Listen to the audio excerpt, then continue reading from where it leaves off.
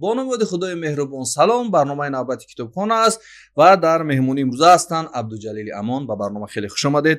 ما قبلا در برنامه کتابخانه یک صحبت با عبدالجلیل داشتیم و امروز باز یک صحبت دیگر سر کتاب‌های نو برگردان و ترجمه شده مرکز خیرات صحبت خواهیم کرد و عبدالجلیل همه روزه تلاش میکنن که کتاب‌های نو رو برگردان کنن، با همکارانشان ترجمه کنن، در همکاری با ترجمانان و پیشکش جامعه تاجیکستان کنن. الکی مرکز خیرات 2 سال است که فعالیت میکند و اقدام‌های خوبی را روی دست گرفته است و اقدام‌های امیدوار کننده است. عبدالجلیل به برنامه خیلی خوش آمدید. تشکر که دعوت رو پذیرفتید و سرآغاز چی گفتن است برای برنامه کتابخانه؟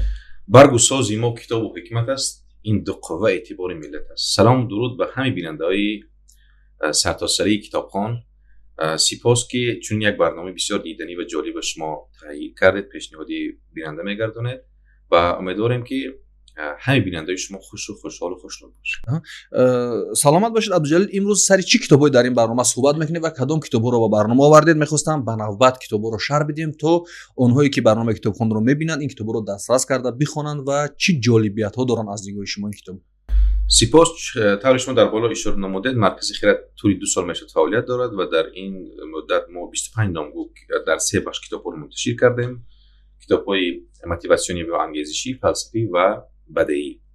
و حالا من به استودیوی 5 نامگو کتاب تازه نشر خود رو آوردم از نویسنده‌های وطنی و خارجی، از جمله رمانی مرحله‌ای و یا رمانی تاریخی به شکل و دیدی نو تالیف نمودی نویسندی بسیار توانایی تاجیک روانشد محمد زمانی صالح دیوار خراسان، کتاب ریچارد هالس خودت باش دختر و کتابی نویسندی سطح جهانی هاروکی موراکامی جنگلی نروژی و همچنین یک کتابی بسیار خواندنی از رابرت کیوساکی تجارت عصر 21 و کتابی انتونی رابینز نیروی بی‌پایان رو من آوردم که می‌خوایم مختصر راجع به این کتاب‌ها برای بیننده معلومات. بیا شروع می‌کنیم از دیوار خراسان. محمد زمانی صالح نویسنده خوبی ما یادشون بخیر یادشون گرامی بود. بگید عبدالجلیل که این کتاب رو وقتی که برگردان نشر کردید، منظورم این توجیکی نوشته از نشر کردید، توجه کردن مردم و چگونه است امروز خرید این کتاب و شما اویدین چی گفتنی هستید مضمون و محتوای این کتاب؟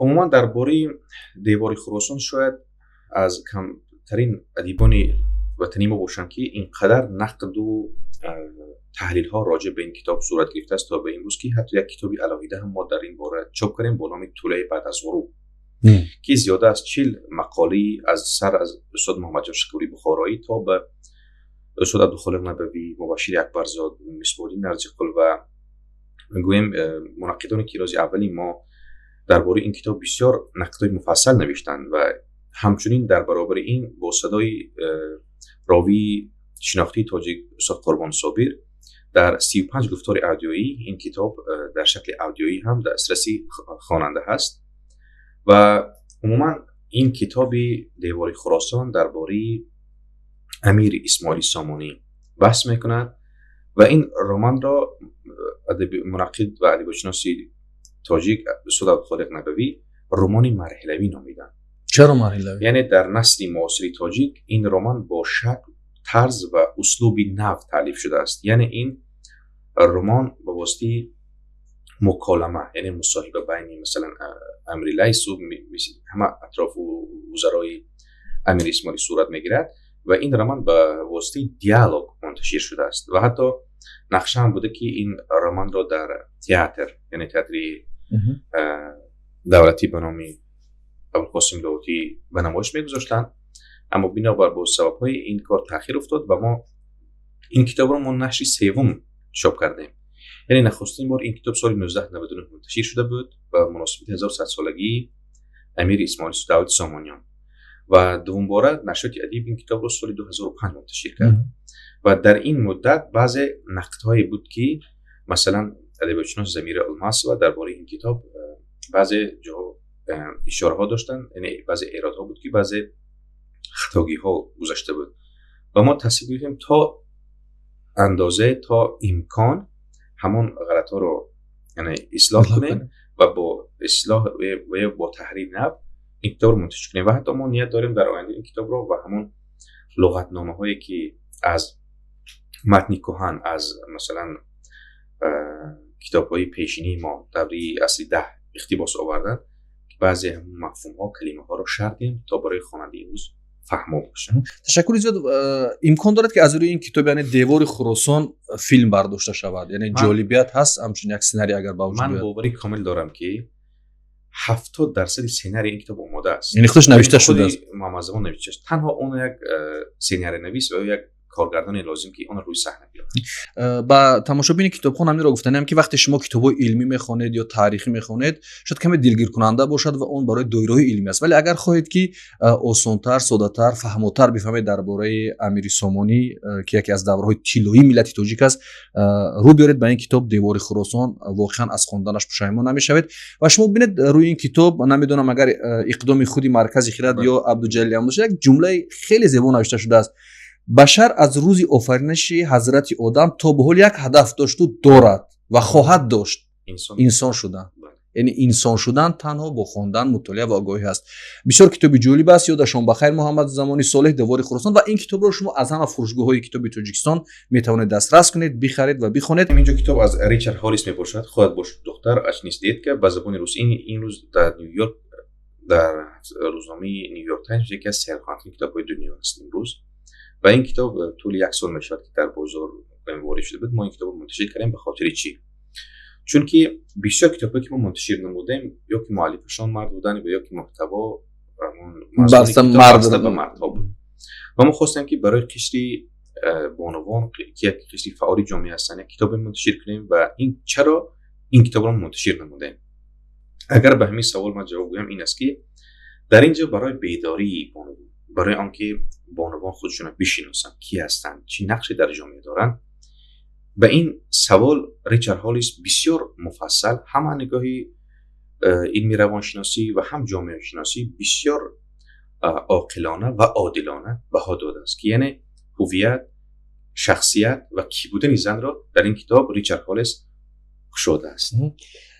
خودت باش دختر، ریچارد هالیس. خودت باش دختر. واقعا من این کتاب رو مطالعه نکردم. رویش چنین نوشته شده است که از باور کردن دروغ‌هایی که درباره‌تان گفته می‌شود دست کشید تا تبدیل به همان کسی شوید که واقعا هستید. بله. یعنی این با منظور ریچارد هالیس در این کتاب این است که مثلا بسیاری در ما همین گونه است که مثلا تو این کار کردن نمی‌توانی، تو فلان کار کردن نمی‌توانی و ریچارد هالیس به خواننده باور می‌کند که نه، آن گوهر و آن شعله که در وجود انسان نهفته است می‌تواند که اونا آشکارا کنه، میتونه با همون چی که در دل میخواهد به اون برسه و به خاطر رسیدن به راههایی که مثلا فرمان دل است ریچارد هالیس میخواهد که یک راهنمای برای خواننده باز کند که تو به همون مقصد، آرمان و هدفی که دارد رفته رسه. بانوان، دختران و اونهایی که میل به خواندن چنین کتاب‌ها دارن، یعنی خودت باش دختر، این کتاب رو میتوانید از تمام فروشگاه‌های تاجیکستان دسترس کنید. این کتاب هم به زبان روسی هم به زبان تاجیکی موجود است. فقط یک سوال اینجا به ذهنم اومد. بسیارا میگن که در این گونه کتاب‌ها که معمولا نوشته اندیشمندان غرب است یا غربگرا هستند، شاید بعضی چیزهای وارد کرده شود که به اخلاق و مدنیت، فرهنگ و دین و آیین ملت ما خصوصا شرقیان درست نگیرد. شما وقتی تهیه این کتاب این چیزا اهمیت میدهید؟ مثلا بعضی کشورها معمولا شاید کوتاه میکنن اینجا رو، شما اهمیت میدید که این گونه چیزهای غلط وارد جامعه نشود؟ در مسئله سوال شما واقعا این چیز جای دارد. یعنی من فکر میکنم نه تنها مرکز خرد اما تمام آن مرکزها و تمام نشریات‌هایی که به نشر آثار غربی مشغول هستند اولین درجه باید ارزش‌های ملی و منفعت‌های ملی را باید به نظر گیرند. در همین جا البته یک واژه است در نظری ترجمانی که امانت در ترجمه نام دارد.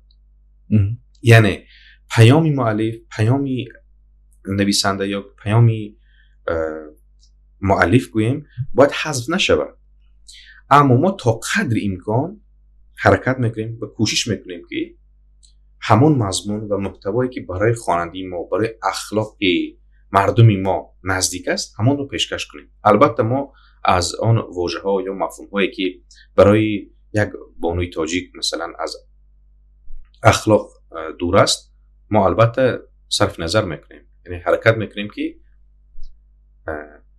برای منتالیته گویم یا برای ارزش و فرهنگ مردم ما باید کتاب‌ها رو منتشر کنیم که سازگار باشه. ای کاش زنها این کتاب رو می‌خوندن تا از اونها می‌فهمیدیم که تا کجا این فکرها، این اندیشه ها پیشنهاد همین خانم ریچل هالیس برای فهم و درک به عنوان تاجیکی ما تا کجا هضم کرده میشد و اونو چند اندیشه دارن. حتما نفرانی که این کتاب رو میخرند میخونند و شاید شرح مینویسند زیر همین برنامه یا بعدا میان اندیشه هاشون رو برداشتشون رو با ما در این برنامه با اشتراک میگذارن تا بفهمیم که از خوندن این کتاب، یعنی خودت باش دختر، خانمان ما چی گرفتن. خب دیگر کتاب حالا بخشش در این یک نکته دیگر فکر می‌کنم بسیار مهم است که ریچارد هالیس پیدا کرده است. این کتاب 70% عملی است، یعنی درس‌های عملی هستن که برای بانوان پیشنهاد میکنن. این فقط نظر نیست، بله 70% این کتاب عملی است. یعنی جوان دخترانی که کسب ندارن در خانه نشسته باید به کدام کارها مشغول شوند تا موفق شوند. حتی این راه‌ها را ریچارد هالیس و بحث کشیده است در این کتاب. از این خاطر من فکر میکنم کتاب باید خیلی جالب باشد و نویسنده هم جوان است، هنوز سال 1983 به دنیا آمده است. شاید از این زمانه از زندگی که ما میکنیم واقف است و شناخت دارد از دنیا. بخونند و اگر 70% در درس عملی باشد من فکر میکنم خیلی کمک میکند به بانوان. این کتاب به نزدیکی منتشر شد و ترجمان بسیار آگاه و دانشمندی ما استاد قیامزاده سعدالله عبدالله این کتاب را از زبان روسی ترجمه کردن. این کتاب جنگلی نروژی شاید یکی از بهترین کتاب‌های هاروکی موراکامی است. و سرخواننده ترین کتابش هم همین است به فکر من. سرخواننده ترین کتابش همین است. به خاطر چی؟ به خاطر آنکه مثلا به خاطر کتابی دیگرش کافکا در ساحل او جایزه گرفت. نقد و بررسی هایی که درباره جنگل نروژی منتشر شده است به مراتب کلانتر از این کتاب است. از حجم کتاب دیده نقد و بررسیش بیشتر است. ولی من یک کمی جستجو کردم درباره این کتاب و مفهوم و نویسنده خیلی جالب است این جنگل نروژی، ولی بسیار گفتن ما خوندیم نفهمیدیم. فکر میکنید چرا؟ چی مشکلی است در نفهمیدن؟ اینجا یک مفهوم است. حالا میخوام دکتر با پایان رسونم و بعد برگردم به پاسخ سوالشون. هاروکی موراکامی در این کتاب بسیاری منقدان به این باورند که موراکامی ایام دانشجویی خودش را تعریف نموده است، اما خود موراکامی این اندیشه را رد میکند. تنها میگوید یک گفته خیالی من است. دوم اینکه اگر ما بگوییم که این کتاب عاشقی است ما اشتباه میکنیم، هرچند مفهومی اینه موضوع محوری کتاب عاشق شدن دانشجویی هست و دوست داشتهش میفتد و با یکی از رفیقان دوست داشتهش دوست میشود. بله. و بعد دیگر ماجرا میکنه میرن. اما اگر که خلاصی همین کتاب رو ما در 3 کلمه اگر عبارت کنیم خلاصه کنیم این است که زندگی، عشق و مرگ. یعنی تمامی ماجراها و واقعها در زیر همین 3 مفهوم چرخ میزنن و به خاطر چی مردم ما این گونه کتاب‌ها رو نمیفهمن و عموما مردم یک گروه البته در نظر داریم چون استادان باز بزرگ میگن گروه قشیرکی. بله. و عموما خودی هاروکی موراکامی در تاجیکستان چندان معمول نیست. یک گروهی محدود رو میدونن. وقتی که از هاروکی موراکامی سوال میکنن که دوست داشته ترین نویسنده شما کیست، میگه که کافکا.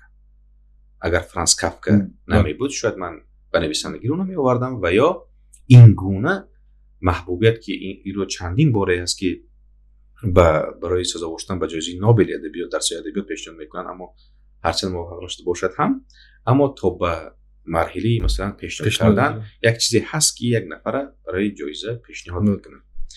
یعنی هاروکی موراکامی از نویسندگانی بسیار سرطلب، سخت‌کوش و بسیار عمق نظر است. البته ادبیاتی ژاپن بسیار یک ادبیاتی بوی است. اینا از مکتب اگزیستانسیالیستا آمدن. اینا میخوان که واقعا حیات مجرای زندگی انسان با اون سمتی که باید باشد ببرند و نه اون طوری که هست. به همین خاطر اینا بسیار میخوان که در حجمی مثلا کوتاه مضمون‌های زیاد ارجاع کنند. به همین خاطر خواننده هم مثلا روانشاد بهمنیار که تا خواننده را دارد. نه هر خواننده او درک میکند مثلا پس منظری واقعه را دیدی گویم مؤلف درک میکنند. و چیز دیگر این بود که مثلا از موراکامی ما به زبان تاجیکی چیزی نداشتیم و همین خاطر ما فکر میکنیم که در ساحه ادبیات جهان یک کمترین کاری ما همین است که ما همین گونه کتاب منتشر نموده. بسیار یک شرح زیبا دادن عبدالجلیل درباره جنگل نروژی یا نروژسکی که به زبان روسی هم این کتاب نروژسکی لیس یعنی هست در کتاب فروش تاجیکستان و خیلی خوب گفتن که مرگ، عشق و زندگی از نگاه یک نویسنده ژاپنی. و ببینید ژاپن یک کشور خیلی مترقی جهان است. خوب میشه که ما همون کشورهایی که خیلی ترقی کردن یک کمی به ادبیات اونها روی می آوردیم، می دیدیم که اونجا چی میگذرد، نویسنده اونها چی اندیشه دارن، چی فکر دارن که یک کشور به این سطح ترقی رفته است. و پشیمون نمیشود اگر شما این کتاب رو بخرید بخونید. یک کتاب بدیعی است، واقعا جالب هم هست. این کتاب هم طوری گفتیم که درباره مرگ، عشق و زندگی این کتاب قصه ها دارد و قصه میکند. در دنیا مثل ژاپن، مثل چین، مثل فرانسه و آلمان، آمریکا کشورهای قدرتمند هستند. اگر ما به این ادبیات ها رو بیاریم بخونیم، من فکر میکنم در تحول اندیشه ما، در تحول نگاه ما تغییرات های با وجود خواهد آمد. این کتاب را شما میتونید از همه فروشگاه های کتاب که اونجا کتاب فروخته میشوند دسترس کنید و زبان ترجمه هم خیلی یک زبان جالب، زبان شیرین هم هست. من این کتاب رو ورق زدم و خوندم. خیلی یک زبانی برو و شیوای تاجیکی هم است که میتواند در غنی گردیدن زبان فارسی تاجیکی هم کمک کند. خوب دیگرش خب در جون یک کتاب دیگری ما این است که از بس که مردم ما امروز به کتابی پدری ثروتمند پدری فقیر بسیار ذوق و علاقه دارند و مؤلف آن رابرت کیوساکی را خوب میشناسند و ما خواستیم که چند کتاب از رابرت کیوساکی را هم منتشر کنیم و یعنی این کتابی موتیواسیونی است، کتابی انگیزشی است. از بس که اگر کمی دورتر رویم اجازه میدهید از زمان فرهنگی ما مثلا ما بیرون نمیریم، تنها ادبیات خود ما اگر سر از استاد عبدالله رودکی تا استاد لاحق بازار و تا به امروز اگر که توجه کنیم، ادبیات ما شاید یکی از پرقوت‌ترین ادبیات جهان باشه. تمام مضمون، محتوا، انگیزش، مثلا یک خودی مثنوی معنوی کفایه است که تمام این مضمون هایی که دیگرها تعریف میکنن پیدا کنیم. اما به خاطر اینکه بسیاری ها میگن که ما مولانا رو نمیفهمیم، ما سعدی رو نمیفهمیم، ما حافظ رو نمیفهمیم و نویسندگانی گویم سرخوانده امروز جهان بسیار ساده و اونقدر ساده میکنن که و کم وقتانه همین قدر ساده کنی را این روز خواننده ما میگه که با ساده کنی، یعنی با ساده تر باشه. یعنی فکر میکنم از این ساده ترش باید الف با باشه.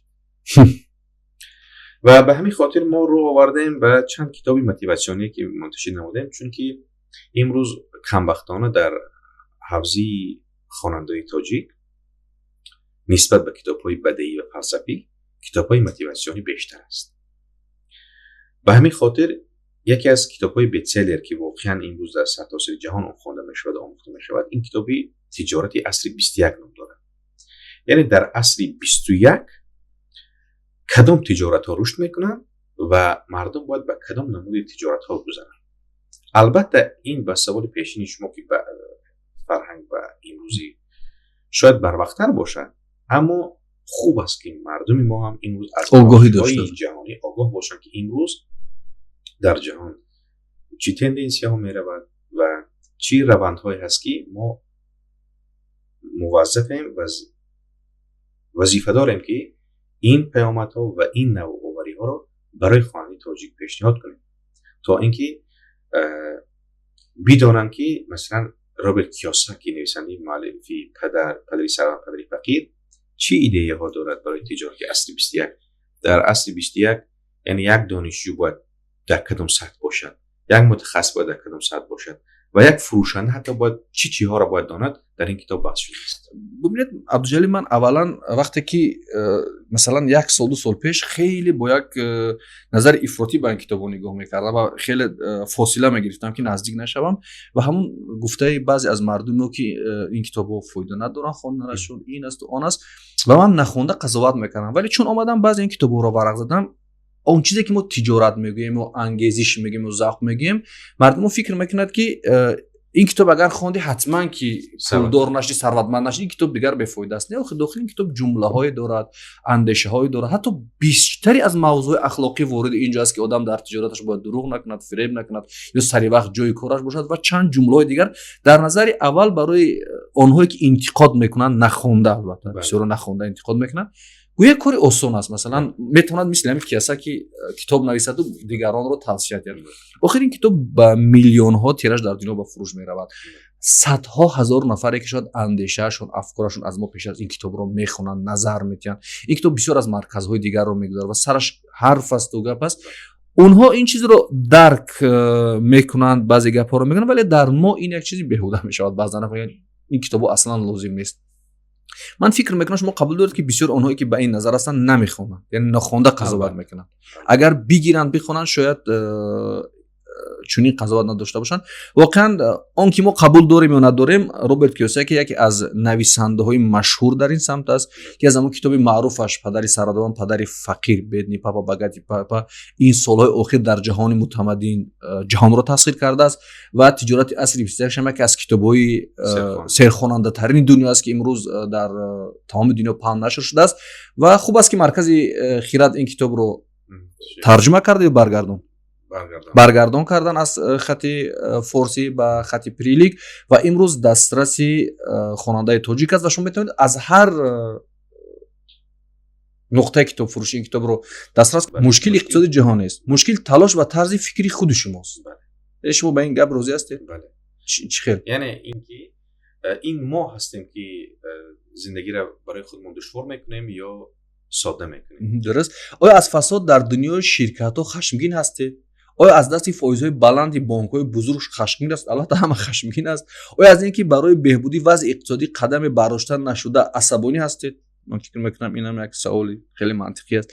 یا اینکه از دست خود عصبانی هستید که چرا اختیار نظارات مالی خودتون را زودتر از این به دست نگرفتید؟ زندگی سخت است. آیا روش برای روبرو شدن با اون در نظر گرفته اید؟ یعنی این گونه سوال‌ها را کتاب پاسخ می‌دهد و پاسخش قناعت کننده برای شما یعنی خواننده و هر نفری که این کتاب رو می‌خواند این پاسخ قناعت کننده است. فکر من خب این کتاب هم چون که من گفتم تجارت عصری 21 روبرت کیوساکی از تمام نقطه‌های فروش کتاب تاجیکستان میتوانید دسترس کنید، بخونید و نظرتون رو بگویید که کجاش برای شما پسند نبود و در زیر شرح برنامه هم بنویسید. خب این و اینک یک کتابی دیگری هست که فکر میکنم امروز مردم ما بسیار به این کتاب توجه کردن. این نیروی بی‌پایان و رمز و راز موفقیت در دنیای، یعنی در زندگی است که این انتونی رابینز این کتاب رو نوشته است و خیلی که ما میدونیم انتونی رابینز این یکی از سخنگوهای بسیار موفق امروز جهانی است. خلاصی این کتاب این است که انتونی رابینز به خواننده تاکید میکند که تو باید در وجود خداوند یک نیروی داده است که اون نیرو شاید پرقوت‌تر از پولاد باشد و 90% میگوید انسان‌های روی زمین از این قدرت استفاده نمی‌کنند و یا از این و به این قدرت باوری ندارند. یعنی به خاطر آنکه همون قدرت و یا ایمان میگیم و ایمان به خواننده بشناسد تا که اگر 6 تا باسی برخیزی و برخسته باشی راه گردی و اگر در حال راه گشتن باشید باید بدوی تا اینکه به هدفت برسی. و من فکر میکنم که این قدر کتابی که ما منتشر نمودیم تقریبا تا امروز چقدر کتاب 25 نامگو کتاب چاپ 25 نامگو مرکز شما چاپ کرده. بله خیلی خوب. یعنی اولین کتابی که خواننده خرد باید بخواند باید همین کتاب باشد. نیروی بی‌پایان. به خاطر آنکه انسان وقتی که امیدش در قلب بیدار میشود او میتونه دیگه همین کار رو کنه. عبدالجلیل یک چیزی جالب اشاره کردید از ادبیات بزرگی خودمون یادآور شدید و باز سر همین باز همون سوالای قبلی من که به همه مهمونای برنامه میدیدم تقریبا یک چیز مرا بسیار ناراحت میکند. چی مثلا گفتید یک سخن انتون رابینز یک سخنوری بسیار موفق دنیا است. چرا ما چون سخنور نداریم با داشتنی مثلا اگر بگیم اینقدر ادبیات بزرگ گفتیم که مثنوی حتی گلستان که بسیار باباش حتی برای سخنوری بخشش داشت. از قابوسنامه شروع میشه و سیاستنامه و اینا و دیگر کتاب‌هایی که به اخلاق و تربیت و فرهنگ ما بسیار شده است. خب نظر شخصیتون، من نمیگم که نظر علمی است، یک نظر تحقیق است، نظر شخصیتون چرا عبدالجلیل رو در دنیا همین کتاب نشر نمیکند که نیروی به پایان گفته و بگن که اینا به خاطر اینکه فرهنگ بزرگ داشتن، شاهنامه بزرگ داشتن، مثنوی بزرگ داشتن که از بطن این جامعه همین خیلی سخنوران بزرگ برآمد. عاملش به فکر شما چیست؟ اصلی ترین عاملش؟ شما بسیار سوالی که دادید که این گونه سوالا رو بسیاری ها راست میدین. وقتی که ما همین خودم که خط کردی شگفتی ژورنالیستی هستم، یک تحقیقات کردم و گفتم ببینم که تا چه اندازه همین گونه نفرها زیاد در غرب معمول هستن یا که در روسیه و مسکو و عموما در دیگر کشورها مخصوص اینستیتوت های هستن که این گونه شخصیت ها رو میسازن. یعنی یک نفر وقتی که مثلا یک نفر طرزی سخنگویش درس می تعلیم میدین، یک نفر برای اون مضمون و محتوا رو آماده میکنن، یک نفر حتی قالبی ظاهری سخنگو رو مثلا میسازن و یک شخص در سطح جهانی آماده میکنن. متاسفانه ما افرادی دانشمند که مثلا از ادبیات ما خیلی آگاهی داشته باشند و حتی ما توانیم که تمام اون مفهوم ها و اون اندیشه ها، نظرهایی که از کیوساکی و جیمز کالینز، کاوی استیون و این گونه افراد در کتابشون منتشر میکنن و همین آنها در ادبیات عالم شمولی ما هستند و اونها را در سطح جهانی معرفی کنن، اول دانستن زبان. یعنی اون نفره که ما برای آنها معرفی میکنیم باید به زبان اونها، یعنی به زبان انگلیسی باشه و به دیگر زبان ها باشه. دوم اینکه من فکر میکنم این چیز برای مردم ما که از یک ادبیات بسیار غنی صاحب یک ادبیات غنی هستن شاید چندان توجه هم نکرده باشند و چندان ضروریت هم نداشته باشند. اما من فکر میکنم که در این شب و روز ما نیازمندیم، البته ما بسیار نیازمندیم که نفری باشد که این گونه مسائل برای مردم از نقطه نظری فرهنگ شرقی پیشنهاد کنند. تشکر زیاد عبدالجلیل برای معرفی کتاب‌های خوب جالب. من فکر میکنم برای برنامه کتابخانه هم این کتاب‌ها پسند آمد. اگر در آخر برای کتاب و مطالعه یا اندیشه و کتابخوانی صحبتتان رو خلاصه میکردید بسیار خوب میشد و ما صحبت رو به انجام میرساندیم. برای بیننده و برای خواننده یک دعا گوییم و یا یک آرزوی بسیار محوری دارد مردم ما: تنی صحت، خاطری جمع و دلی بی‌غم آرزومند. سلامت باشید.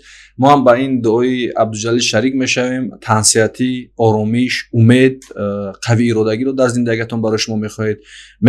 خواهان هستیم و امید داریم که هر صبح که از خواب بلند میشوید تبسم در چهرهتان باشد و همون شعار همیشگی برنامه ما بدون خواندن، بدون مطالعه، بدون آگاهی و همراه با جسارت نمیتوانیم به جای برسیم، موفق شویم و تنها راه نجات ما، راه پیشرفت ما این در آموختن است، در علم است، در دانش است. این برنامه کتابخوان بود. تا برنامه‌های آینده در حفظ و پناه خدای مهربان باشید. خدا حافظتون.